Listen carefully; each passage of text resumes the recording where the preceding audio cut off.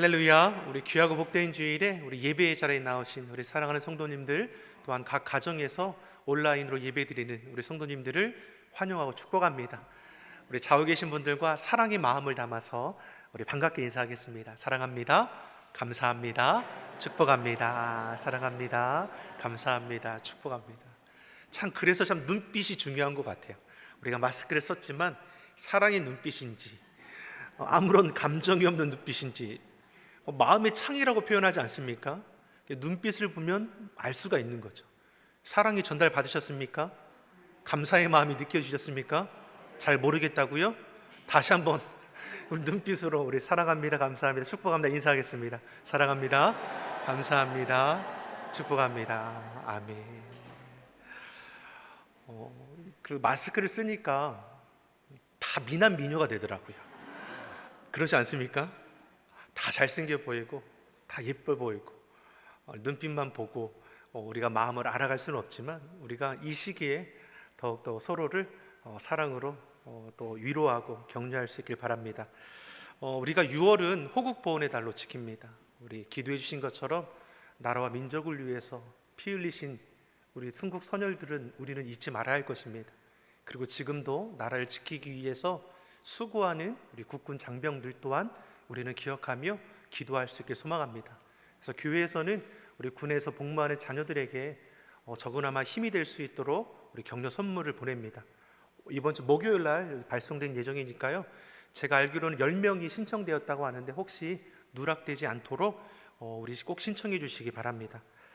무엇보다도 우리가 한 주간 꼭 한 주간 한 번씩은 우리 가정 예배로 드릴 수 있는 은혜가 우리 가정들이 있었으면 좋겠습니다.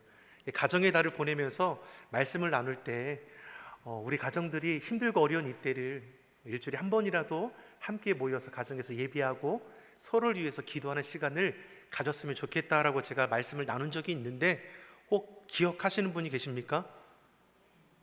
네, 저는 당황하지 않고 그대로 이어가도록 하겠습니다.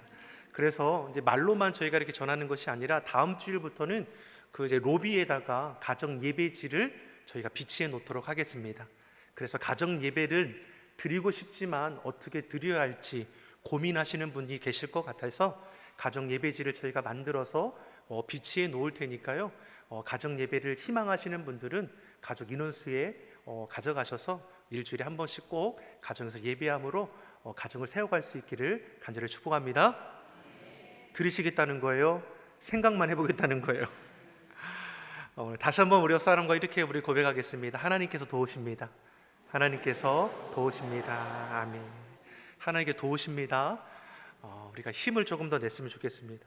우리가 오늘부터 함께 나누고자 하는 말씀은 베드로 전서입니다. 베드로 전서는 당시에 핍박과 박해로 흩어질 수밖에 없던 그리스도인들을 향해서 베드로가 보내는 위로의 서신입니다. 고난 가운데서도 소망을 가지고 살아가라고 위로하며 서신을 보낸 것입니다.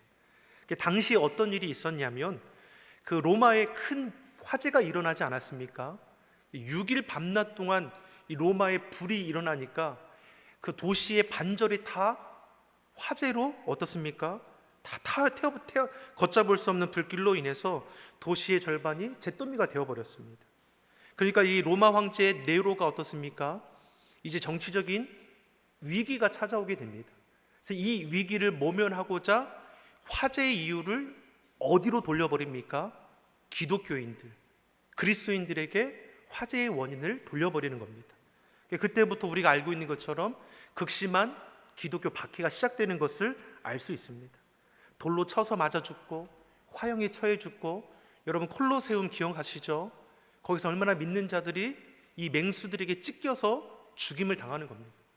그러니까 흩어졌다는 것은 무엇이냐면 생명을 살고자 살아가기 위해서 저들은 떠나갈 수밖에 없었다는 겁니다. 중요한 것은 무엇입니까? 그리스도인이 왜 흩어지게 되었습니까? 감당할 수 없는 핍박과 고난으로 인해서입니다. 정확히는 고난 가운데 예수님을 포기하지 않았기 때문입니다. 신앙을 포기하면 고난받을 이유가 없었다는 것입니다. 하지만 신앙을 포기하지 않고 믿음을 지키고자 고난을 감내하고 고난의 그 자리를 피해서 흩어질 수밖에 없었던 것이 이 베드로전서가 쓰여진 이 배경입니다. 이들이 어디로 흩어집니까? 소아시아 지역, 1절에서 나오는 것처럼 지금의 터키 지역으로 흩어지게 됩니다. 감당할 수 없는 핍박을 당함에도 불구하고 이들이 흩어지면서도 행하는 것이 있습니다. 사도행전 8장 4절의 말씀을 우리 같이 한번 읽어보겠습니다. 그 흩어진 사람들이 말씀을 전할세. 아멘. 믿는다는 이유로 이들이 터전을 떠나서 흩어지는 나그네처럼 되었습니다. 그럼에도 불구하고 가는 곳마다 무엇을 전합니까? 생명의 복음을 전한다고 지금 말씀합니다. 이러한 모습을 통해서 우리가 알 수 있는 것이 무엇입니까? 성령이 너에게 임하시면 너희가 권능을 받고 예루살렘과 온 유대와 사마리아와 땅끝까지 이르러 내 증인이 된다라는 하나님의 약속의 말씀이 고난 가운데 있던 그리스도인들에게서 지금 역사되고 있었다는 것입니다.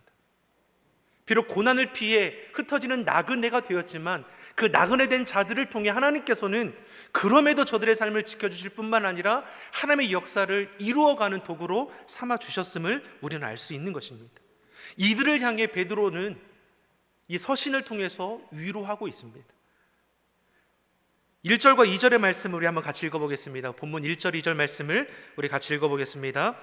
예수 그리스도의 사도 베드로는 본도, 갈라디아, 갑바도기아, 아시아와 비두니아에 흩어진 나그네 곧 하나님 아버지의 미리 아심을 따라 성령의 거룩하게 하심으로 순종함과 예수 그리스도의 피 뿌림을 얻기 위하여 택하심을 입은 자들에게 편지하노니 은혜와 평강이 너희에게 더욱 많을지로다. 아멘. 1절에 말씀하는 것처럼 이 사도 베드로는 이 소아시아 지역에 흩어진 그리스도인들을 향해서 나그네라 지금 말하고 있습니다. 근데 나그네와는 어울리지 않게 2절에서 나오는 말씀이 무엇입니까? 택하심을 입은 자들이라 말합니다. 나그네인데 택하심을 입은 자들입니다. 너희에게 은혜와 평강이 있기를 원한다고 말씀합니다. 흩어진 나그네, 이 말이 이 시대를 살아가는 그리스도인들의 영적 정체성임을 우리는 기억해야 할 것입니다.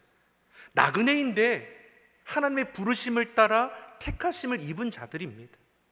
저와 여러분은 그리스도인입니다. 이 땅 가운데 나그네처럼 살아가는 것 같지만 택함 받은 자임을 우리는 결코 잊어서는 안 될 것입니다. 세상 사람들에게는 이 세상이 전부입니다.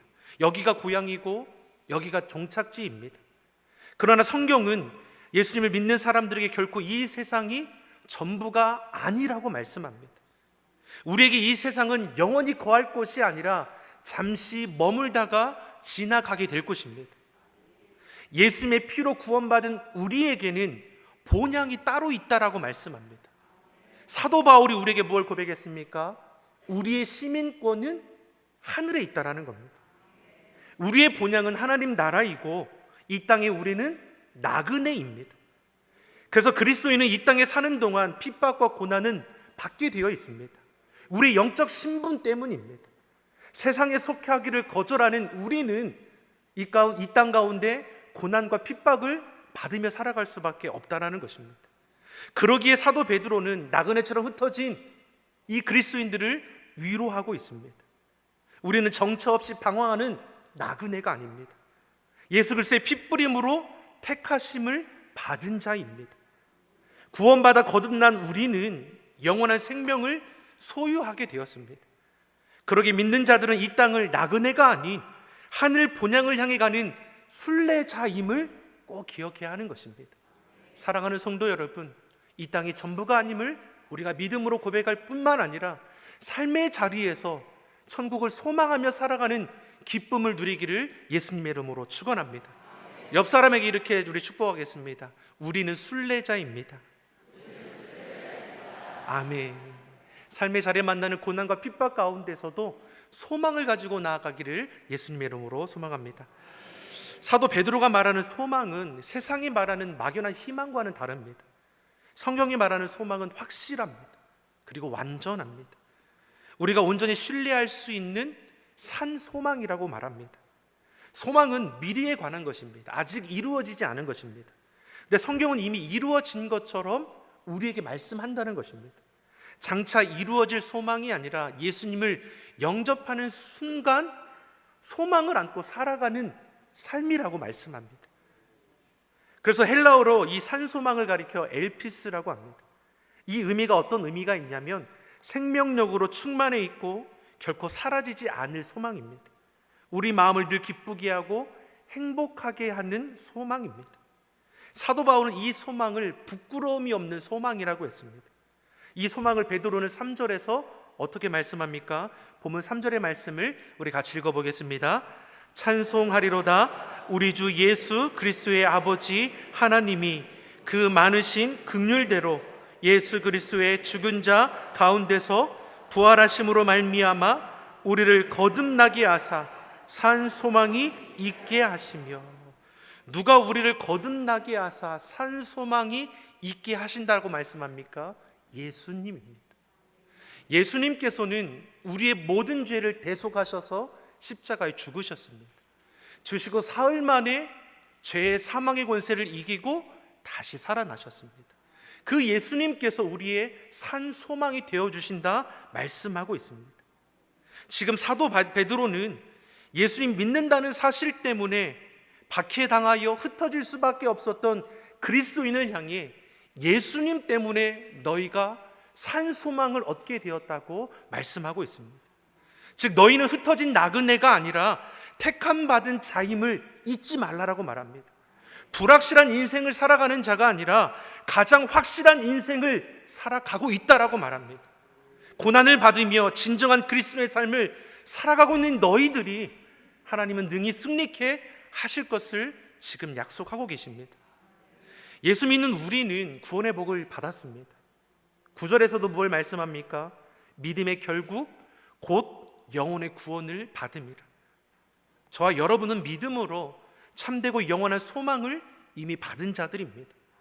무엇과도 바꿀 수 없는 영원 천국, 영원 생명을 우리는 가지고 살아가는 자들입니다. 그러기에 사도 베드로는 믿는 자들에게 역설적인 진리를 지금 말해주고 있습니다. 너희가 고난 가운데서도 찬송할 수 있다는 것입니다. 핍박과 삶의 문제 가운데서도 너희들은 하나님 앞에서 위로받을 수 있다라고 말씀하는 것입니다. 본문 6절이 우리에게 무엇을 가르쳐 줍니까? 6절의 말씀을 같이 읽어보겠습니다. 그러므로 너희가 이제 여러 가지 시험을 인하여 잠깐 근심하게 되지 않을 수 없었으나 오히려 크게 기뻐하도다. 아멘. 우리는 이 땅을 살아갈 때 여러 가지 시험을 당하게 될 것입니다. 본문에 흩어진 그리스도인들도 핍박과 고난 가운데 흩어질 수밖에 없었습니다. 근데 그들을 향해서 사도 베드로가 무엇을 말합니까? 여러 가지 시험을 인하여 너희가 근심하게 될 건데 그 근심의 기간이 어떻습니까? 잠깐이라는 겁니다. 잠깐 근심하게 되지만 오히려 크게 기뻐할 것을 말씀합니다. 잠깐 살아가는 이 땅이 아니라 영원한 생명을 소유한 자이기 때문에 이런 놀라운 말씀을 전해줄 수 있는 것입니다. 어제 캄보디아에서 선교하시는 이지우 선교사님께 사역 메시지가 이제 도착했습니다. 현재 이 이지우 선교사님이 지금 기간이 어떠합니까? 코로나19로 우리나라뿐만 아니라 전 세계가 지금 난리이지 않습니까? 특별히 동남아시아권이나 이 필리핀, 태국 이쪽은 더욱더 그러지 않습니까? 의료적인 혜택도 받을 수 없고 선교지 선교사님들은 정말 그곳에 갇힌 것처럼 지금 기도로 지금 인내하며 넘어갈 수밖에 없는 겁니다. 근데 이 시기에 어떤 소식이 왔냐면 지금 스와디 디에비라는 이 마을에서 예배 초소를 짓고 있다라는 겁니다. 그래서 사진을 몇 개 보내왔습니다. 잠깐 보실까요? 네, 사진 잠깐 보겠습니다. 이지우 선교사님이 지금 마스크 쓰고 있죠. 그리고 이제 그 옆에가 같이 지금 예배 초소를 지금 이제 건축하고 있는 학생들이라고 하더라고요. 학생들. 그래서 지금 이제 지붕이 있고 기둥이 이렇게 있는 게 지금 예배드릴 초소가 지금 마련되고 있는 겁니다.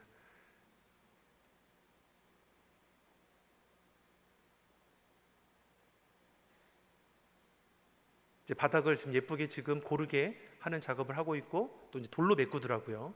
그리고 뒤에 보이는 게 화장실입니다. 화장실이고 그 옆에 보니까 물탱크나 이제 정화조 이 작업을 이 선교사님과 이 학생들이 같이 하면서 맛있는 식사도 함께 나누고 이렇게 지금 거의 좀 중간쯤 지금 예배 초소가 지금 마련되었다라는 거죠. 이 사진 어떻습니까? 사실 이 주어진 것으로는 뭐 냉난방이 되는 것이겠습니까? 결코 그렇지 않죠. 우리와는 비교될 수 없는 환경 가운데 지금 지어지고 있는 처소입니다. 보니까 제가 이제 알아보니까 지금 이 중간 정도 지었는데 지금 2,000불 정도가 들어갔다고 합니다. 굉장히 지금 우리가 건축하는 걸로는 뭐 상상할 수 없는 금액이잖아요. 우리나라로 250만 원쯤이 지금 예배 초소의 반을 지은 거고, 또 아직 2,000불이 더 있으면 이제 완공할 수 있다라고 합니다. 근데 제가 이 사진을 보면서 은혜가 받은 게, 이 뒤에 편을 보면은 이게 해가 뉘엿뉘엿 이렇게 석양이 비치는 것처럼 비치고 십자가 사이로 이게 빛이 들어온 것 같은 그런 이렇게 장면이더라고요. 이런 은혜를 좀 같이 좀 받아야 하는데, 같이 받아야 마음이 열리고 우리 캄보디아를 위해서도 기도하고, 목사님 괜히 저런 얘기 하신 건 아닐 것 같은데 부담을 드리기 위한 것이 아니라 선교사님께서 이 글을 이렇게 남겨주신 겁니다. 어떤 환경에서든지 복음을 잘 전파하는 선교사가 되기 위해 오늘도 몸부림치며 기도합니다. 그러니까 후원을 목적으로 사진을 보내오는 것이 아니라는 겁니다. 여러분 오해하지 않길 바랍니다. 가장 큰 후원은 영적인 후원입니다.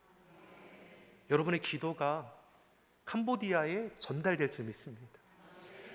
힘들고 어려운 때 예배 초소를 짓는다는 거 놀랍지 않습니까? 기쁨으로 감사함으로 감당하는 저들이 지금 하고 있는 것을 고난으로 여기겠습니까? 힘들고 어려운 때 이렇게 할 수 있는 이유가 무엇입니까?